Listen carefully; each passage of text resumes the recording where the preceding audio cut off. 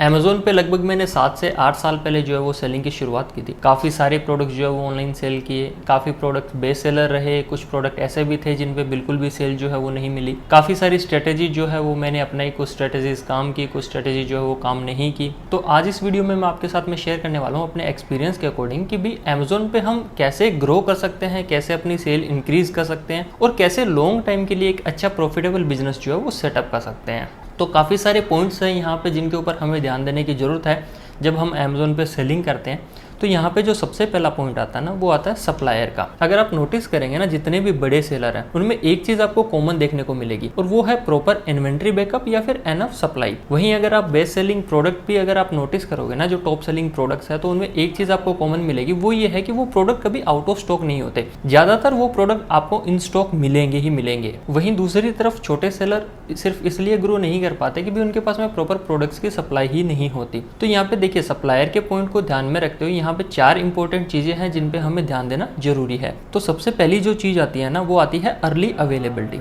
देखिए, हर प्रोडक्ट का ना एक ट्रेंड होता है, एक टाइम होता है, और सबसे ज्यादा प्रॉफिट वही सेलर कमाते हैं जो उस प्रोडक्ट को सबसे पहले जो है वो लेके आते हैं मार्केट में, या सबसे पहले जो वो इंट्रोड्यूस करवाते हैं। तो हम जिस भी निश में डील कर रहे हैं या जिस भी कैटेगरी में डील कर रहे हैं, हमें ये इंश्योर होना पड़ेगा कि उस कैटेगरी के ट्रेंडिंग प्रोडक्ट जो है वो हमारे पास सबसे पहले आए, या फिर उस कैटेगरी के जितने भी लेटेस्ट प्रोडक्ट है ना, वो हमारे पास में सबसे पहले आने चाहिए। हमारे पास में सबसे पहले जो है वो उनकी अवेलेबिलिटी होनी चाहिए। तो एटलीस्ट हमारा सप्लायर जो है वो ऐसा हो जो लेटेस्ट प्रोडक्ट जो है वो हमें प्रोवाइड करवा पाए। दूसरा जो यहाँ पे पॉइंट है वो है एनफ क्वांटिटी। मतलब कि हमारे पास में प्रोडक्ट्स की है ना एनफ क्वांटिटी होनी चाहिए। ऐसा नहीं है कि हमने प्रोडक्ट लिस्ट की, उसके 10 से 15 ऑर्डर जो है वो हमने प्रोसेस किए और उसके बाद में हमारा प्रोडक्ट आउट ऑफ स्टॉक हो गया और फिर उसको रीस्टॉक होते हुए अपने 5, 10 या 15 दिन उसको फिर से लग रहे हैं। तो ऐसे में क्या होगा कि हमारी जो लिस्टिंग है ना, उसकी रैंकिंग भी जो है वो डाउन हो जाएगी और हमारे कॉम्पिटिटर की लिस्टिंग या फिर कॉम्पिटिटर्स जो है वो हमसे काफ़ी आगे निकल जाएंगे। तो ये चीज़ हमें इंश्योर करनी बहुत ज़रूरी होगी कि हमारे प्रोडक्ट जो वो एटलीस्ट आउट ऑफ स्टॉक ना हो। अब उसके बाद में जो नेक्स्ट चीज़ आती है ना, वो आती है प्राइसिंग की। देखिए, प्राइसिंग पे ना बहुत सारी चीज़ें डिपेंडेड करती है, या यूँ कह सकते हैं कि लगभग गेम जो है ना वो प्राइसिंग का रहता है। अगर हमारे प्राइस कम है, अगर हम कम प्राइस में प्रोडक्ट कस्टमर को अवेलेबल करवा रहे हैं, सेम प्रोडक्ट हमारे कंपटीटर ने जो प्रोडक्ट लिस्ट करके रखा हुआ है, सेम उसी तरीके का प्रोडक्ट उसी क्वालिटी के साथ में अगर हम कम प्राइस में प्रोवाइड करवा रहे हैं, तो जाहिर सी बात है कि भी हमारे ऑर्डर जो है वो ज़्यादा आएंगे। तो सप्लायर एटलीस्ट हमारा ऐसा होना चाहिए जो हमें कम से कम प्राइस में जो है वो प्रोडक्ट अवेलेबल करवा के दे। प्राइसिंग का बहुत बड़ा फैक्टर होता है यहाँ पे। और जो चौथा पॉइंट है वो है कंसिस्टेंसी। मतलब हम जहाँ से भी प्रोडक्ट परचेस कर रहे हैं ना, जहाँ से भी हमारे प्रोडक्ट आ रहे हैं, एटलीस्ट कंसिस्टेंसी के साथ में आनी चाहिए। ऐसा नहीं है कि हमने आज एक प्रोडक्ट लिस्ट किया, 1 महीने तक तो जो है वो उसको सेल किया और उसके बाद में जो है वो हमें प्रोडक्ट मिलना ही बंद हो गया, प्रोडक्ट जो है वो मार्केट से गायब ही हो गया, हमारे पास में वो प्रोडक्ट आ ही नहीं रहा है। तो ऐसे में हमारी मेहनत ज़्यादा होगी, जो आउटपुट है वो हमें कम मिलेगा। ये एक मेन रीज़न है छोटे सेलर जिसकी वजह से ग्रो नहीं कर पाते, और मोस्टली सेलर जो वो इसको इग्नोर करते हैं। हम सबसे ज़्यादा ध्यान देते हैं लिस्टिंग ऑप्टिमाइजेशन पे, एसईओ पे, एडवर्टाइजमेंट पे, उन सब चीज़ों पे हम पूरा फोकस करते हैं, लेकिन हम जो प्रॉपर सप्लाई है उस पर फोकस नहीं करते। जब हम प्रॉपर सप्लाई को फोकस कर लेंगे ना, तो आधी गेम तो हम ऐसे ही जीत लेंगे, मान लीजिए। क्योंकि देखिए, होता क्या है कि सेलर्स प्रोडक्ट लेके आते हैं। मान लीजिए 50 प्रोडक्ट कोई सेलर लेके आया, उन 50 प्रोडक्ट्स की लिस्टिंग की, सबकी इन्वेंट्री है 10 से 15 इन्वेंट्री या 20 इन्वेंट्री हम मान लेते हैं, 20 इन्वेंट्री जो वो सबकी लिस्टिंग की। अब होता क्या है कि 50 के 50 प्रोडक्ट नहीं चलने वाले, उनमें से मान लीजिए कुछ प्रोडक्ट जो वो चले। अब वो कुछ प्रोडक्ट बिकते हैं, उनकी 20 यूनिट सेल हुई, जितनी इन्वेंट्री थी उतनी सेल हुई। उसके बाद में जब रीस्टॉकिंग का टाइम आ गया तो वो प्रोडक्ट जो है वो हमें मिले नहीं, या फिर डिले हो गया प्रोडक्ट रीस्टॉक करने में। तो ऐसे में क्या होता है कि मेहनत बहुत ज़्यादा हो जाती है, रैंकिंग भी लिस्टिंग्स की डाउन हो जाती है और ज़्यादा लिस्टिंग करनी पड़ती है और आउटपुट कम मिलता है, और मैक्सिमम सेलर इसी वजह से जो वो ग्रो नहीं कर पाते। तो हमें प्रोडक्ट की सप्लाई तो अश्योर करनी पड़ेगी कि भी जो भी प्रोडक्ट हम सेल करने जा रहे हैं ना, एटलीस्ट उसकी एनफ क्वांटिटी जो है वो हमारे पास में पहले से अवेलेबल हो, कम प्राइस में अवेलेबल हो, एनफ क्वांटिटी अवेलेबल हो, और सबसे पहले जो है वो प्रोडक्ट हमारे पास में आए। तो ये चीज़ हो गया सप्लायर का। ये हमें सबसे पहले ध्यान देने वाली चीज़ जो है वो है कि हमारे पास में सप्लायर जो है वो बहुत बढ़िया होना चाहिए। अगर हमारे पास में अच्छा सप्लायर है, चाहे वो होलसेलर हो, चाहे मैन्युफैक्चरर हो, चाहे इंपोर्टर हो, अगर अच्छा सप्लायर है और ये सारी चीज़ें हमारी फुलफिल हो रही है, तो हम एक नेक्स्ट लेवल पे जो है वो जा सकते हैं। सेकंड चीज़ अगर आप नोटिस करेंगे ना बड़े सेलर में, तो या तो वो प्राइवेट लेबल कर रहे हैं या वो अपनी ब्रांड के प्रोडक्ट जो है वो सेल कर रहे हैं, खुद मैन्युफैक्चर करके जो है वो सेल कर रहे हैं। इवन हम भी जो है वो प्राइवेट लेबल ही करते हैं। अब प्राइवेट लेबल का सिंपली मतलब ये होता है कि प्रोडक्ट जो है वो कोई थर्ड पार्टी कंपनी मैन्युफैक्चर करती है और सेलर जो है वो उसे अपनी ब्रांडिंग के साथ में या अपने ब्रांड नेम से जो है वो उसे सेल करते हैं। इसको बेसिकली प्राइवेट लेबल बोलते हैं। अब यहाँ पे ब्रांडिंग जो है वो सेलर की रहती है और मैन्युफैक्चरिंग जो है वो किसी थर्ड पार्टी कंपनी की रहती है। अब अमेज़न पे प्राइवेट लेबल क्यों करते हैं या फिर ऑनलाइन मार्केट प्लेसेस पे प्राइवेट लेबल क्यों करते हैं और उसके क्या बेनिफिट जो है वो हमें मिलते हैं, तो यहाँ पे सबसे पहला जो बेनिफिट हमें मिलता है ना वो मिलता है लेस कंपटीशन। मतलब कि यहाँ पे कंपटीशन जो है वो कम हो जाता है। कंपटीशन कम कैसे हो जाता है, देखिए अगर आप देखेंगे ना जितने भी ब्रांडेड प्रोडक्ट है, तो जो भी बड़ी ब्रांड्स के प्रोडक्ट है या किसी दूसरी ब्रांड के प्रोडक्ट्स है, वहाँ पे है ना आपको उसी लिस्टिंग के अंडर में सारे सेलर्स दिखेंगे। वहाँ पे एक तरीके से प्राइस वॉर चलता है। लेकिन अगर हम अपनी खुद की ब्रांड से प्रोडक्ट बेच रहे हैं, ब्रांड हमारा अपना है, तो हमारी लिस्टिंग जो है वो अलग रहती है और हम अपने हिसाब से जो उस पर प्राइस डाल सकते हैं। हमारा डायरेक्ट किसी सेलर के साथ में कंपटीशन नहीं होता, इनडायरेक्ट होता है। अगर कोई सिमिलर प्रोडक्ट किसी दूसरे सेलर ने लिस्ट करके रखा हुआ है अपने ब्रांड नेम से या दूसरे ब्रांड नेम से, तो वहाँ पे कंपटीशन होता है। लेकिन डायरेक्ट लिस्टिंग के अंडर में जो वो कंपटीशन नहीं रहता। तो सबसे पहला बेनिफिट तो प्राइवेट लेबल का ये रहता है। दूसरा अगर बेनिफिट की बात करूँ तो वो रहता है higher profit margin. Profit margin high ऐसे रहता है कि मान लीजिए आप कोई प्रोडक्ट लेके आए और आप क्वालिटी में श्योर हो कि भी इस प्रोडक्ट की क्वालिटी जो है वो अच्छी है और आपकी खुद की ब्रांड का प्रोडक्ट है, तो आप प्राइसिंग जो है वो अपने अकॉर्डिंगली सेट कर सकते हो। मतलब आपके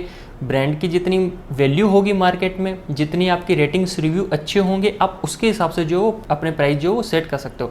वहीं अगर हम किसी दूसरी ब्रांड का प्रोडक्ट बेचते हैं तो वहाँ पे हमें प्राइसिंग फिर जो है वो उन ब्रांड्स के अकॉर्डिंग रखनी पड़ती है। वहीं अगर अपनी ब्रांड का प्रोडक्ट है तो हम वहाँ पे प्राइस जो है वो अपने अकॉर्डिंग सेट कर सकते हैं। नेक्स्ट बेनिफिट यहाँ पे मिलता है कि हम जो प्रोडक्ट को है वो कस्टमाइज कर सकते हैं कस्टमर की डिमांड के अकॉर्डिंग। मान लीजिए कस्टमर की डिमांड आ रही है, उन्हें प्रोडक्ट में कुछ चेंजेस चाहिए, तो हम उस तरीके का प्रोडक्ट जो है वो मैन्युफैक्चर करवा सकते हैं या सोर्स कर सकते हैं। अगर हमें कॉम्बो बनाना है तो हम कॉम्बो बना सकते हैं, दो प्रोडक्ट्स को क्लब करके जो है वो लगा सकते हैं। तो काफ़ी कस्टमाइजेशन के ऑप्शन जो है वो हमें मिल जाते हैं। तो ये भी एक प्राइवेट लेबल का बेनिफिट यहाँ पे रहता है। दूसरा जो बेनिफिट आता है ना प्राइवेट लेबल का, सबसे बढ़िया बेनिफिट मैं इसको मानता हूँ, वो आता है क्रिएटिव कंट्रोल। क्रिएटिव कंट्रोल का सिंपली मतलब यहाँ पे ये है कि पूरा का पूरा लिस्टिंग का कंट्रोल आपके हाथ में होता है। प्रोडक्ट का टाइटल, प्रोडक्ट की इमेज, प्रोडक्ट की डिस्क्रिप्शन, A+ कंटेंट बनाना, उसकी वीडियो डालना, उसके कीवर्ड सेलेक्ट करना और जितने भी उसके लिस्टिंग में जो भी चीज़ें हैं वो सब आप अपनी क्रिएटिविटी के अकॉर्डिंग जो है उसमें डाल सकते हो। तो जितने अच्छे तरीके से आप अपने प्रोडक्ट को शोकेस करेंगे उतने ज़्यादा चांसेस हो गए आपके प्रोडक्ट को जो है वो सेल होने के। तो ये प्राइवेट लेवल का सबसे बड़ा बेनिफिट होता है कि भाई लिस्टिंग जो है वो आपकी रहती है। वहीं किसी दूसरी ब्रांड का प्रोडक्ट है तो लिस्टिंग फिर उनकी रहेगी, वो अपने हिसाब से जो है उसको कंट्रोल करेंगे। नेक्स्ट जो बेनिफिट रहता है वो आता है ब्रांड रिस्ट्रिक्शंस ज़्यादा नहीं रहती। अगर आप नोटिस करेंगे ना तो दूसरी ब्रांड के प्रोडक्ट्स में रिस्ट्रिक्शंस होती है, हमें ऑथेंटिकेशन लेटर लेना पड़ता है और बहुत बार हम प्रोडक्ट जो वो लिस्ट भी नहीं कर पाते, हमें जो ब्रांड अप्रूवल लेना पड़ता है, उसके बाद में हम प्रोडक्ट लिस्ट कर पाते हैं। उसके अलावा भी काफ़ी सारी रिस्ट्रिक्शन रह जाती है, हम लिस्टिंग चेंज नहीं कर सकते, लिस्टिंग को एडिट नहीं कर सकते। अगर हम चेंज या एडिट करते हैं तो फिर उसका अप्रूवल और काफ़ी मतलब कॉम्प्लिकेसी यहाँ पे जो है वो देखने को मिलती है। तो प्राइवेट लेवल में ऐसा नहीं रहता, रिस्ट्रिक्शन नहीं रहती, क्योंकि हमारी खुद का जो ब्रांड है वो है तो हम उसके हिसाब अपने हिसाब से जो उस लिस्टिंग को कर सकते हैं। लेकिन प्राइवेट लेबल करने के लिए हमें ट्रेडमार्क की रिक्वायरमेंट होती है, क्योंकि बेसिकली हम अपने ब्रांड के नेम से कोई प्रोडक्ट जो वो सेल कर रहे हैं, हम यहाँ पे अपना ब्रांड बना रहे हैं। जब हम अपना ब्रांड बनाते हैं तो ट्रेडमार्क लेना हमारे लिए सबसे इंपॉर्टेंट चीज़ होती है, क्योंकि ट्रेडमार्क जो है वो हमारे ब्रांड नेम को भी प्रोटेक्ट करता है। साथ ही साथ जब हमारा ट्रेडमार्क रजिस्टर्ड स्टेज में होता है तो अमेजोन पे भी हमें इसके काफ़ी सारे बेनिफिट जो है वो मिल जाते हैं। मतलब हम एज ए ब्रांड ओनर जो है वो अमेजोन पे अपने आप को रिप्रेजेंट कर सकते हैं अमेजोन के अकॉर्डिंग। अगर हमारे पास में ट्रेडमार्क है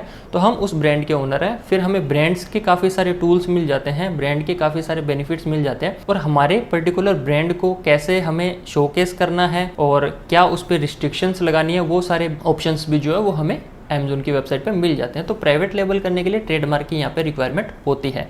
उसके बाद में जो नेक्स्ट चीज़ आती है ग्रो होने के लिए, वो आती है टूल्स का पूरा यूज़ करना। देखिए हम किसी भी प्लेटफॉर्म पे चाहे सेल कर रहे हैं, चाहे हम अमेजोन पे सेल कर रहे हैं, फ्लिपकार्ट पे सेल कर रहे हैं, शॉपिफाई पे सेल कर रहे हैं, वो कॉमर्स पे अपनी वेबसाइट बना के सेल कर रहे हैं, चाहे कोई भी प्लेटफॉर्म हो, सबसे इंपॉर्टेंट चीज़ होती है कि भाई हमें उस पर्टिकुलर प्लेटफॉर्म की जो है वो डीप अंडरस्टैंडिंग होनी चाहिए। हमें पूरी अंडरस्टैंडिंग होनी चाहिए कि भाई वो जो प्लेटफॉर्म है वो कैसे फंक्शन कर रहा है, क्या क्या उसके टूल्स जो है वो मार्केट में अवेलेबल है, और जितने भी उसके टूल्स अवेलेबल है हमें एटलीस्ट नोटिस में होना चाहिए कि भाई कौन सा टूल क्या काम आता है। और हम जितने टूल्स का यूज़ करेंगे उतना ही हमारे बिजनेस में जो है वो हमें ग्रोथ देखने को मिलेगी। अब यहाँ पे अमेजोन पे भी काफ़ी सारे टूल्स अवेलेबल हैं जो अमेजोन सेलर सेंट्रल में ही अवेलेबल है। मतलब मैं कोई थर्ड पार्टी टूल की बात नहीं कर रहा जो हमें परचेज करके जो वो यूज़ करना पड़ेगा। यहाँ पे मैं अमेजोन सेलर सेंट्रल के ही कुछ टूल्स की बात कर रहा हूँ जिन्हें हम फ्री में यूज़ कर सकते हैं। तो वहाँ पे सबसे पहला जो टूल आता है ना वो आता है एक्सपेरिमेंट का। अगर आप अमेजोन पे देखेंगे ना तो वहाँ पे ब्रांड वाले सेक्शन में आपको एक्सपेरिमेंट का टूल मिलेगा। तो एक्सपेरिमेंट बेसिकली क्या होता है कि हम A/B टेस्ट रन कर सकते हैं हमारे टाइटल के ऊपर, हमारी इमेजेस के ऊपर, हमारे A+ कंटेंट के ऊपर, और हम ये डेटा ले सकते हैं कि भाई कौन सा टाइटल जो है वो ज़्यादा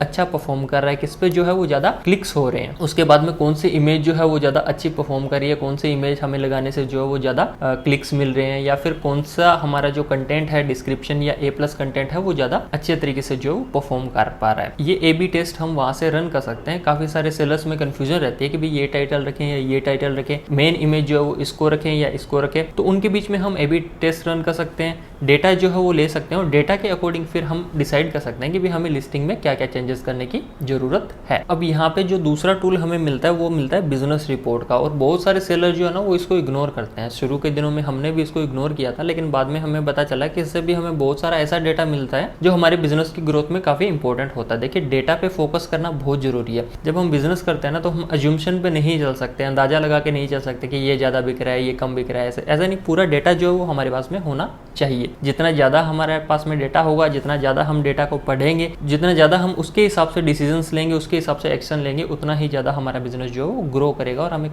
प्रॉफिटेबल बिजनेस जो है वो बना पाएंगे। तो बिजनेस रिपोर्ट्स में बेसिकली क्या होता है कि हम देख सकते हैं कि भाई हमारे पर्टिकुलर जो भी प्रोडक्ट्स है उनमें कौन से प्रोडक्ट पे कितनी सेल आ रही है, कितने सेशंस जो है वो टोटल हो रहे हैं, और पेज व्यूज जो है वो टोटल कितने हैं, ठीक है, बायर बॉक्स परसेंटेज जो है वो कितना है, और उसके हिसाब से कितनी यूनिट्स जो है वो ऑर्डर हुई है। जब हमने बिजनेस रिपोर्ट में देखा था तो काफ़ी सारे प्रोडक्ट ऐसे थे जिनमें सेशंस जो है वो बहुत ज़्यादा हो रहे थे लेकिन सेल जो है वो कंपेरेटिवली कम आ रही थी। वहीं दूसरे प्रोडक्ट्स ऐसे थे जिन पे सेशंस जो है वो कम हो रहे थे लेकिन वहाँ पे सेल जो है वो अच्छी मिल रही थी। तो फिर हमें लगा कि भी लोग इस पर्टिकुलर प्रोडक्ट पे आ रहे हैं, इसको क्लिक करें, इसको देख रहे हैं, लेकिन ऑर्डर प्लेस नहीं करें, तो फिर हमें क्या चेंजेस जो वो करने की जरूरत है। तो उसके हिसाब से हम डिसीजन जो वो ले सकते हैं कि भाई हमें प्राइस कम करने हैं या हमारे रिव्यू खराब है या जो भी है, हम उसके हिसाब से फर्दर डिसीजन जो है वो ले सकते हैं। तो एटलीस्ट डेटा जो है वो हमें देखना चाहिए। अगर आप यहाँ पे देखेंगे ना बिजनेस रिपोर्ट पे, तो यहाँ पे ASIN के हिसाब से आपको डेटा मिल जाएगा और डेट के हिसाब से आपको सेल्स और ट्रैफिक का डेटा मिल जाएगा। तो आप देख सकते हैं कि भी कौन से मंथ में आपकी सेल ज्यादा हुई, कौन से मंथ में आपकी सेल कम हुई, पूरे महीने के किन डेट्स को जो है वो आपकी सेल्स बढ़ती है, किन डेट्स को जो वो सेल कम होती है। तो उसके हिसाब से आप जो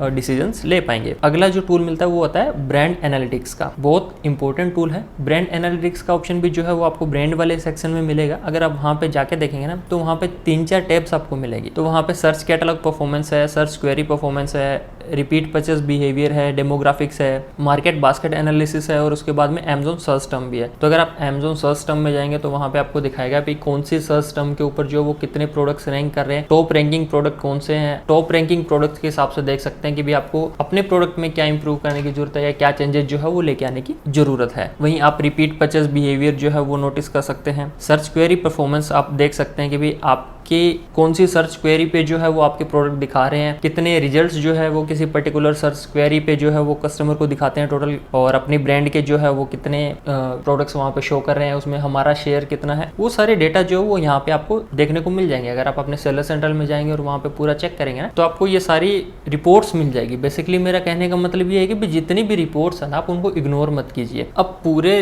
रिपोर्ट्स कम से कम महीने में एक बार है ना आप जितनी भी रिपोर्ट्स है सबको स्टडी कीजिए। अगर आप थोड़ा सा भी डीप स्टडी करेंगे ना तो आपको ना बहुत क्लैरिटी मिलेगी, आपको बहुत कुछ जो है वहाँ पॉइंट्स ऐसे मिलेंगे जहाँ पे हमें इंप्रूव करने की जरूरत होती है। तो आप जितने भी यहाँ पे टूल दिए गए हैं एटलीस्ट रिपोर्ट्स के लिए आप उनका पूरा यूज कीजिए। नेक्स्ट जो यहाँ पे टूल मिलता है ना ब्रांड स्टोर का। ब्रांड स्टोर बेसिकली जो ब्रांड ओनर होते हैं वो ब्रांड स्टोर बना सकते हैं। तो हमारे इसके लिए ट्रेडमार्क जो वो रजिस्टर होना चाहिए। तो एज ए ब्रांड ओनर जो है वो हम अमेजोन पे अपना ब्रांड स्टोर बना सकते हैं। ब्रांड स्टोर में हमें एक अपना URL मिल जाता है, जैसे amazon.in/ अपनी ब्रांड का जो है वो नाम। तो ब्रांड स्टोर का काफी बेनिफिट होता है कि भी हम बायर को डायरेक्टली अपने ब्रांड स्टोर पे जो है वो डाइवर्ट कर सकते हैं। एडवर्टाइजिंग में इसके काफी बेनिफिट होते हैं। साथ ही साथ कुछ एक्स्ट्रा रिपोर्ट्स भी जो है वो हमें ब्रांड स्टोर पे मिलती है। और जब एक कस्टमर अमेजोन के पेज से, किसी कैटलॉग के पेज से या किसी प्रोडक्ट के पेज से, हमारे प्रोडक्ट पेज से जो है वो ब्रांड स्टोर पे आएंगे तो हमारे पूरे स्टोर को वो एक्सप्लोर कर सकते हैं। बेसिकली कैटेगराइज हम वहाँ पे करके रख सकते हैं कि भाई हम कौन सी कैटेगरी में डील कर रहे हैं, उन कैटेगरीज के जो टॉप सेलिंग प्रोडक्ट है वो कौन से हैं, उसके हिसाब से हम अपना एक स्टोर बना सकते हैं। मतलब Amazon की वेबसाइट पे हमारा एक अलग से स्टोर रहेगा, तो ये एक ब्रांड स्टोर होता है। तो ब्रांड स्टोर भी जो है वो हमें यूज करना चाहिए। उसके बाद में वॉइस ऑफ कस्टमर बेसिकली हमें बताता है कि भाई हमारे रिटर्न्स जो है वो कितने हैं, कौन से प्रोडक्ट जो वो बहुत ज्यादा रिटर्न्स हो रहे हैं, कस्टमर के उनके बारे में क्या फीडबैक्स रह रहे हैं, क्या कमेंट्स रह रहे हैं, कौन से जो प्रोडक्ट है वो सही प्रोडक्ट है, मतलब कि उन पे बहुत कम रिटर्न्स है। तो वॉइस ऑफ कस्टमर अगर आप देखेंगे तो वहां से भी आपको जो है वो बहुत आइडिया आएगा। नेक्स्ट चीज है स्टेप प्रोग्राम के बारे में तो अगर आप सेलर हैं Amazon के तो आपको मालूम रहेगा। तो स्टेप प्रोग्राम से भी हमारी परफॉर्मेंस जो है वो मेजर होती है, उस पर भी हमें जो वो ध्यान देना जरूरी है। जैसे जैसे हमारी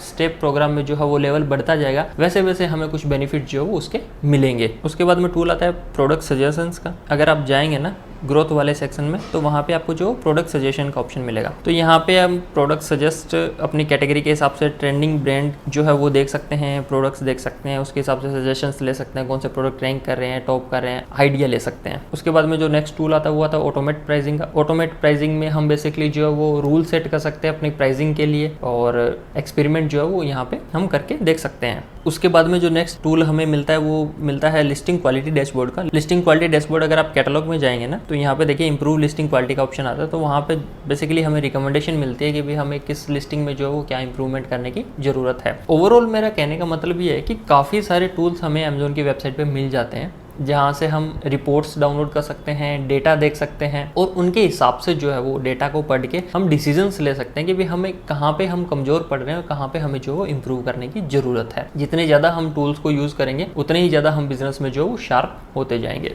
अब यहाँ पे जो अगली चीज़ आती है ना वो आती है फुलफिलमेंट मॉडल की। फुलफिलमेंट मॉडल का बेसिकली यहाँ पे मतलब यही होता है कि भाई हमारे जो भी ऑर्डर आएंगे वो कैसे कस्टमर को जो फुलफिल होंगे। फुलफिलमेंट मॉडल अगर आप ऑलरेडी सेल कर रहे हैं तो आपको मालूम ही होगा, जैसे कि सेलर फुलफिल्ड हो गया या फिर फुलफिल्ड बाय Amazon हो गया या फिर सेलर फ्लेक्स हो गया। तो देखिए एक टाइम था जब कोई भी कस्टमर ऑर्डर करते थे तो उनको 5 दिन में, 7 दिन में, 10 दिन में डिलीवर होता था। तो इट्स ओके, मतलब वो उस टाइम के हिसाब से जो ठीक था। लेकिन स्लोली अगर आप भी नोटिस करोगे तो 1 डे डिलीवरी, 2 डे डिलीवरी वाला सिस्टम जो मार्केट में इंट्रोड्यूस हो गया है और कस्टमर्स जो वो वेट नहीं करना चाहते अपने प्रोडक्ट्स के लिए। वो उन प्रोडक्ट्स को जो वो ज्यादा प्रीफर करते हैं जो उनको जल्दी डिलीवर हो जाए। तो यहाँ पे अगर हम देखिए सेलर फुलफिल्ड से शुरुआत, जितने भी सेलर होते हैं वो सेलर फुलफिल्ड से ही शुरुआत करते हैं, लेकिन उसके बाद में हमें एक तो अपने प्रोडक्ट्स के ऊपर फुलफिल्ड बाय Amazon का टैग लेना ही होता है। उससे क्या एक तो हमारे प्रोडक्ट की विजिबिलिटी भी जो है वो भी बढ़ती है, साथ ही कस्टमर का जो है ट्रस्ट भी बनता है। अब हम FBA फुलफिल्ड बाय Amazon भी कर सकते हैं या सेलर फ्लेक्स भी कर सकते हैं, लेकिन दोनों में एक चीज़ ध्यान देने वाली होती है कि अगर हम FBA कर रहे हैं ना तो हमारे प्रोडक्ट की जो है वो कंसिस्टेंसी रहनी चाहिए, FBA वेयर हाउस में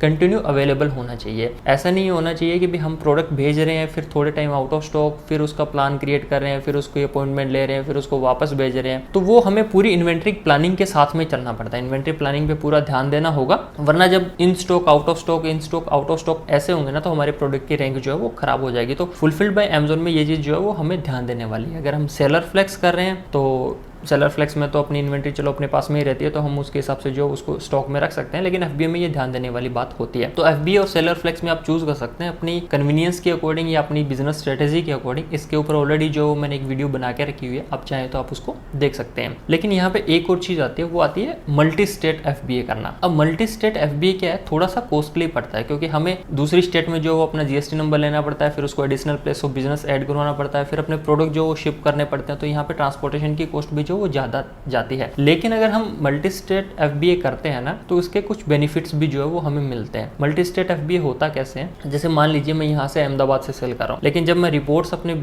बिजनेस की चेक करता हूँ कि भी लास्ट के 3 महीने में मुझे सबसे ज्यादा ऑर्डर्स कहाँ से मिले हैं, तो जैसे मान लीजिए बेंगलुरु से मुझे सबसे ज्यादा ऑर्डर मिले, ठीक है, उसके बाद में दिल्ली से मुझे सबसे ज्यादा ऑर्डर मिले, तो मैं यहाँ पे एक काम करूंगा कि जो भी टॉप सेलिंग प्रोडक्ट्स है ना जो बेंगलुरु से सेल हुए हैं मेरे या जो दिल्ली से सेल हुए मेरे, मैं उनको बेंगलुरु के FBA में और दिल्ली के FBA में जो है उनको स्टोर करवा दूंगा। तो यहाँ से क्या होगा कि जो बेंगलुरु के या उसके आसपास के एरिया के जितने भी कस्टमर है उनको सेम डे या नेक्स्ट डे डिलीवरी का ऑप्शन मिल जाएगा और मेरी शिपिंग कॉस्ट जो है वो भी कम हो जाएगी। मेरी बेंगलुरु भेजने की शिपिंग कॉस्ट तो जा रही है, लेकिन वहां से जब वो कस्टमर को शिप होगा तो वहां पे जो मुझे लोकल डिलीवरी चार्जेस लगेंगे, नेशनल के हिसाब से नहीं लगेंगे। और वहीं से जो दिल्ली के FBA में अगर मैं अपने प्रोडक्ट भेज रहा हूँ तो दिल्ली के फुलफिलमेंट सेंटर से जब वो दिल्ली के कस्टमर ऑर्डर करेंगे तो उनको सेम डे या नेक्स्ट डे डिलीवरी का ऑप्शन मिल जाएगा। तो यहाँ से प्रोडक्ट की विजिबिलिटी भी बढ़ेगी और कस्टमर को सेम डे या नेक्स्ट डे डिलीवरी का ऑप्शन मिल रहा है तो ऑर्डर आने के जो ज़्यादा चांसेस होंगे। काफ़ी सारे सेलर्स जो है वो मल्टी स्टेट FBA कर रहे हैं, लेकिन ये पूरा स्ट्रेटेजी के साथ करने वाली चीज़ होती है। हमें सिर्फ टॉप सेलिंग प्रोडक्ट जो है वो वहाँ पे भेजने होते हैं और उसके हिसाब से जो वो हमें प्लान बनाना होता है। लेकिन अगर हम मल्टी स्टेट FBA करते हैं तो इसका बेनिफिट भी जो है वो हमें देखने को मिलता है। तो फुलफिलमेंट मॉडल में एटलीस्ट सेलर फ्लेक्स या सेल्फ शिप से हम अपग्रेड होके सेलर फुलफिल्ड प्राइम में जाएं या फिर फुलफिल्ड बाय अमेजोन में जाएं तो बेस्ट है हमारे लिए। उसके बाद में ग्रो करने के लिए जो नेक्स्ट चीज़ आती है वो आती है लिस्टिंग ऑप्टिमाइजेशन। लिस्टिंग ऑप्टिमाइजेशन लगभग सेलर्स को पता है कि भाई हमें लिस्टिंग जो वो अच्छी तरीके से करनी चाहिए, लेकिन करते हैं नहीं। काफ़ी सारे पॉइंट्स ऐसे हैं जो छोड़ देते हैं। तो यहाँ पे मैं कुछ एक चीज़ें आपको बता रहा हूँ क्योंकि मुझे लगता है कि लगभग अपनी ऑडियंस को पता है कि भी लिस्टिंग ऑप्टिमाइज कैसे करता है। फिर भी मैं कुछ चीज़ों पे यहाँ पे लाइट डालने की कोशिश कर रहा हूँ, कुछ चीज़ें जो वो आपको बता रहा हूँ। अब यहाँ पे सबसे पहली जो चीज़ है ना वो है कि हमें अपनी लिस्टिंग के लिए A+ कंटेंट तो जो वो बना देना है। हम लिस्टिंग करते हैं लेकिन क्या करते हैं कि भाई ज़्यादा मेहनत ना करनी पड़े, तो इसके लिए क्या है A+ कंटेंट पर ज़्यादा फोकस नहीं करते। तो A+ कंटेंट तो हमें अपनी लिस्टिंग के लिए बनाना ही बनाना है। A+ लिस्टिंग डालनी है ताकि डिस्क्रिप्शन में हमारी लिस्टिंग जो वो देखने में अच्छी लगे। दूसरी चीज़, हम अपने प्रोडक्ट को बेटर डिस्क्राइब कर पाएँ। तो अगर कोई कस्टमर हमारे प्रोडक्ट डिटेल पेज पे आता है तो उसको प्रोडक्ट से रिलेटेड सारी इन्फॉर्मेशन जो वो मिलनी चाहिए। A+ लिस्टिंग में जो वो इमेजेस के थ्रू और उन सब चीज़ों के थ्रू, पॉइंट्स के थ्रू हम जो वो अच्छे तरीके से समझा सकते हैं। वही डिस्क्रिप्शन में उसको देखना या पढ़ना कस्टमर के लिए थोड़ा सा बोरिंग होता है और कस्टमर उसको ज़्यादा नहीं पढ़ते हैं। तो A+ कंटेंट हमें यहाँ पे क्रिएट कर देना है। उसके बाद में प्रोडक्ट की वीडियो हमें डालनी है ताकि हम प्रोडक्ट को अच्छे तरीके से समझा पाएँ, इन एक्शन उसको बता पाएंगे भी हमारा प्रोडक्ट जो वो कैसे काम करता है। जितने भी प्रोडक्ट के आइडेंटिफायर है ना, सारे के सारे डालें, जितने डाल सकते हो उसने। क्योंकि जब भी हम लिस्ट करते हैं हमें काफ़ी सारे ऑप्शन मिलते हैं, जैसे कलर का, साइज़ का, बैटरी इंक्लूडेड है कि नहीं है, बहुत सारे प्रोडक्ट आइडेंटिफायर होते हैं। जब हम सबको फिल करेंगे ना तो कई बार कस्टमर फिल्टर करता है आइडेंटिफायर के हिसाब से, तो वहाँ पे भी कस्टमर जो है वो उन्हें देख सकता है हमारे प्रोडक्ट को अगर हमने सही आइडेंटिफायर डाला है। तो जितने भी आइडेंटिफायर है वो हमें सारे के सारे उसमें जो वो डालने हैं। टाइटल जो है वो हमारे प्रोडक्ट का 60 से 80 कैरेक्टर तक होना चाहिए, जहाँ पे हमें प्रोडक्ट का साइज़, प्रोडक्ट का कलर, उसके बाद में मॉडल नंबर, सीरीज़, क्वांटिटी, ये सारी चीज़ें जो वहाँ पे डालनी होती है। अगर हमारा कोई USP है जो हमें हमारे कॉम्पिटिटर से अलग करता है तो वो भी हम अपने टाइटल में जो वो डाल सकते हैं। सही कैटेगरी में जो है वो हमें अपने प्रोडक्ट्स लिस्ट करने हैं। कैटेगरी अगर हम गलत कैटेगरी में प्रोडक्ट लिस्ट करेंगे तो भी सर्च में इशू आएंगे, सर्च में वो प्रोडक्ट आएगा नहीं। कोई भी कस्टमर सर्च करते हैं तो कई बार वो कैटेगरी स्पेसिफिक होकर सर्च करते हैं, पर्टिकुलर कैटेगरी में जाते हैं, उसके बाद में उसको सर्च करते हैं या फिर कैटेगरी में जाके जो है वो प्रोडक्ट ब्राउज करते हैं। तो सही कैटेगरी जो है चूज करना बहुत जरूरी है। नेक्स्ट चीज आती है कीवर्ड्स की। कीवर्ड्स में हमें लॉन्ग टेल कीवर्ड्स और शॉर्ट टेल कीवर्ड्स दोनों ही डालने होते हैं। शॉर्ट टेल कीवर्ड्स वो होते हैं जिनके सर्चेस बहुत ज़्यादा होते हैं, कंपटीशन पे बहुत ज़्यादा होती है। और ब्रॉड सर्चेस जो वो होते हैं, जैसे मान लीजिए बैग है, मुझे बैग लेना है तो बैग एक शॉर्ट टेल कीवर्ड हो गया। वहीं पे अगर मैं इसको लॉन्ग टेल कीवर्ड की बात करूं तो यहाँ पे अगर रेड बैग हो गया और लेदर का हो गया तो रेड लेदर बैग ये एक लॉन्ग टेल कीवर्ड है। तो हमें दोनों तरीके के कीवर्ड जो है वो अपनी लिस्टिंग में डालने हैं। कीवर्ड्स के लिए हम यहाँ पे एक फ्री टूल यूज कर सकते हैं, मैं भी यूज करता हूँ keywordtool.io, जहाँ पे हम अपने प्रोडक्ट का कोई भी कीवर्ड डाल के उससे रिलेटेड जितनी भी सर्च क्वेरीज है वो सारी देख सकते हैं और सारे कीवर्ड जो है वो फाइंड आउट करके अपनी लिस्टिंग में डाल सकते हैं। दूसरी चीज़, हमें सिमिलर जितने भी नाम है वो भी डालने हैं। जैसे मान लो कोई बैग है तो कोई जो है वो उसको पर्स लिख के सर्च कर रहा है, या कोई उसको स्लिंग बैग लिख के सर्च कर रहा है, या कोई उसको शोल्डर बैग लिख के सर्च कर रहा है। तो जितने भी सिमिलर नेम है ना जो हमारे प्रोडक्ट से मैच करते हैं वो हमें वहाँ पे डालने हैं। यहाँ पे ऐसे कीवर्ड नहीं डालने जो हमारे प्रोडक्ट से मैच ना करते हो। तो कीवर्ड से रिलेटेड वीडियो जो है वो मैंने बना के रखी हुई है, अगर आप डिटेल में जो उसको देखना चाहते हैं तो आपको वहाँ पे मिल जाएगा। तो ये हो गया बेसिकली प्रोडक्ट लिस्टिंग से रिलेटेड। लिस्टिंग जो है वो हमें एनहेंस करनी है और पूरी तरीके से ऑप्टिमाइज करनी है ताकि सर्च में जो वो हमारे प्रोडक्ट दिखे। अब लिस्टिंग ऑप्टिमाइजेशन से रिलेटेड हो सकता है मैं आपके लिए एक और वीडियो जो वो लेके आ जाऊँ। लास्ट ऑप्शन जो यहाँ पे रहता है ना वो रहता है प्रोडक्ट सिलेक्शन का। प्रोडक्ट सिलेक्शन पे भी जो है वो लगभग गेम हमारा डिपेंड करता है कि भाई हमारे जितने सही प्रोडक्ट हम सेलेक्ट करेंगे उतना ही ज़्यादा हम जो है वो ग्रो कर पाएंगे। तो यहाँ पे मैं कुछ अपनी स्ट्रेटेजी शेयर कर रहा हूँ आपके साथ में प्रोडक्ट सिलेक्शन की। हो सकता है आपकी स्ट्रेटेजी कुछ अलग हो या आप कुछ अलग तरीके से बिजनेस जो वो करना चाहते हो। मैं यहाँ पे कुछ अपनी स्ट्रेटेजी सेलेक्ट कर रहा हूँ जो मुझे सही लगती है, इतने टाइम से काम किया तो जो मुझे वो एकदम सही लगती है अपने अकॉर्डिंग। तो यहाँ पे सबसे पहली चीज़ है कि भी बेस्ट सेलर प्रोडक्ट्स के साथ में नहीं जाना। मोस्टली सेलर क्या करते हैं, अमेज़न की वेबसाइट पे जाते हैं, टॉप 100 बेस्ट सेलर प्रोडक्ट देखते हैं और वो सेल करने की सोचते हैं, या टॉप 10 बेस्ट सेलर प्रोडक्ट देखते हैं वो सेल करने की सोचते हैं। बेस्ट सेलर प्रोडक्ट में क्या दिक्कत है कि देखिए वो ऑलरेडी सेल हो रहा है। अगर हम वहाँ पे देखेंगे ना तो वहाँ पे ऑलरेडी आपको कंपटीशन जो है वो दबा के मिलेगा, कंपटीशन भी मिलेगा, कंपटीशन ज़्यादा तो प्रॉफिट मार्जिन भी कम मिलेगा। और ऑलरेडी जब कोई लिस्टिंग रैंक हो रही है ना तो उसको कम्पीट करना बहुत मुश्किल हो जाता है। हमें प्राइस में भी उसके बराबर आना पड़ेगा, उसके साथ में सर्चेज में मतलब काफ़ी डिफिकल्ट हो जाता है, बहुत ज़्यादा एनर्जी जो है वो हमें पुट करनी पड़ती है। तो वहीं पे अगर हम ऐसे प्रोडक्ट निकाल के लेके आए ना जो अमेजोन पे है ही नहीं, नए यूनिक चीज़ें जो है वो अगर हम लेके आए तो वहाँ पे चांसेस ज़्यादा होंगे कि हम उन लिस्टिंग्स को जो बेस्ट सेलर बना पाए। तो देखिए, हमें बेस्ट सेलर के पीछे नहीं जाना है, हमें बेस्ट सेलर प्रोडक्ट्स लेके आने हैं। हमारा माइंडसेट ये होना चाहिए कि हम कौन से ऐसे प्रोडक्ट लेके आ सकते हैं नए जो बेस्ट सेलर बन जाए। दूसरी चीज़ यूनिक प्रोडक्ट, हम जितना यूनिक प्रोडक्ट्स पे, जितना ट्रेंडिंग प्रोडक्ट पे, जितना लेटेस्ट प्रोडक्ट पे फोकस करेंगे उतना ही हम ज़्यादा सेल जो है वो जनरेट कर पाएंगे। तो किसी भी कैटेगरी में हम डील कर रहे हैं ना, उसके अगर यूनिक प्रोडक्ट, नए ट्रेंडिंग प्रोडक्ट हमारे पास में आ रहे हैं तो उस पर हमें सेल भी मिलेगी, उस पर हमें प्रॉफिट जो है वो भी मिलेगा। ऐसे प्रोडक्ट जो जल्दी टूट जाते हैं, ट्रांजिट में टूट जाते हैं, ऐसे प्रोडक्ट हम इग्नोर करें तो ही फायदेमंद है। काफ़ी सारे सेलर्स हैं जो ऐसा करते हैं, ये फ्रेजाइल प्रोडक्ट्स भी सेल करते हैं लेकिन वो प्रॉपर पैकिंग के साथ में और प्रॉपर सिस्टम के साथ में जो उनको सेल करते हैं। तो यहाँ पे फ्रेजाइल प्रोडक्ट मैं इसलिए इग्नोर करता हूँ क्योंकि मुझे पता है कि भाई ट्रांसपोर्ट में है ना, या फिर इन ट्रांजिट कुरियर में जो प्रोडक्ट टूटते ही टूटते हैं, और जितने ज़्यादा अपने फ्रेजाइल या टूटने वाले नाजुक प्रोडक्ट होंगे उतना ही ज़्यादा हमारे लिए रिस्की हो जाता है और उतने ही ज़्यादा हमारे रिटर्न्स में जो वो डैमेज बढ़ जाते हैं। इसकी जगह पे ऐसे प्रोडक्ट सेल करने की सोचें जो इजी टू शिप हो। इजी टू शिप मतलब सीधा पैक किया और भेज दिया, कोई टूटने का डर नहीं, कोई ख़राब होने का डर नहीं। बहुत सारे प्रोडक्ट ऐसे हैं जो इजी टू शिप होते हैं, जिनको पैक करना भी ईजी होता है, भेजना भी ईजी होता है और फ्रेजाइल भी नहीं होते। और एक मेन स्ट्रेटेजी जो है वो प्रोडक्ट सिलेक्शन में वो ये रहती है कि भी हम प्रोडक्ट लाइफ साइकिल को ध्यान में रख के जो वो सेलिंग करें। अब प्रोडक्ट लाइफ साइकिल रहता है, हर प्रोडक्ट का एक टाइम आता है, नया प्रोडक्ट इंट्रोड्यूस होता है तब उसके बाद में उसकी सेल जो वो धीरे धीरे ग्रो होती है। एक टाइम आता है जब जितनी भी उसकी राइट ऑडियंस है सबके साथ पास में वो जो प्रोडक्ट पहुंच जाता है या मैक्सिमम वो जो प्रोडक्ट फुलफिल हो जाता है, तो उसके बाद में उसकी सेल जो वो डिक्लाइन होनी शुरू हो जाती है। अगर आप रिसर्च करेंगे ना या फिर आप देखेंगे इंटरनेट पे तो आपको काफ़ी सारी वीडियो मिल जाएगी प्रोडक्ट लाइफ साइकिल के ऊपर। तो अगर आप प्रोडक्ट लाइफ साइकिल को अच्छे से समझ जाएंगे तो आप प्रोडक्ट भी जो है वो सही चूज़ करना समझ जाएंगे कि भी आपको कौन सा प्रोडक्ट जो है वो चूज़ करना है। तो दोस्तों, ये सारी चीज़ें थी जिनसे हम अमेज़ोन पे अपना बिजनेस जो है वो ग्रो कर सकते हैं। इसके अलावा भी बहुत सारी चीज़ें धीरे धीरे वीडियो में हम कवर करते रहेंगे और उम्मीद करता हूँ ये इन्फॉर्मेशन आपके लिए हेल्पफुल रही होगी। बाकी ई कॉमर्स से रिलेटेड वीडियोज़ के लिए आप जुड़े रहिए हमारे चैनल के साथ में। इस वीडियो को देखने के लिए आपको बहुत बहुत धन्यवाद।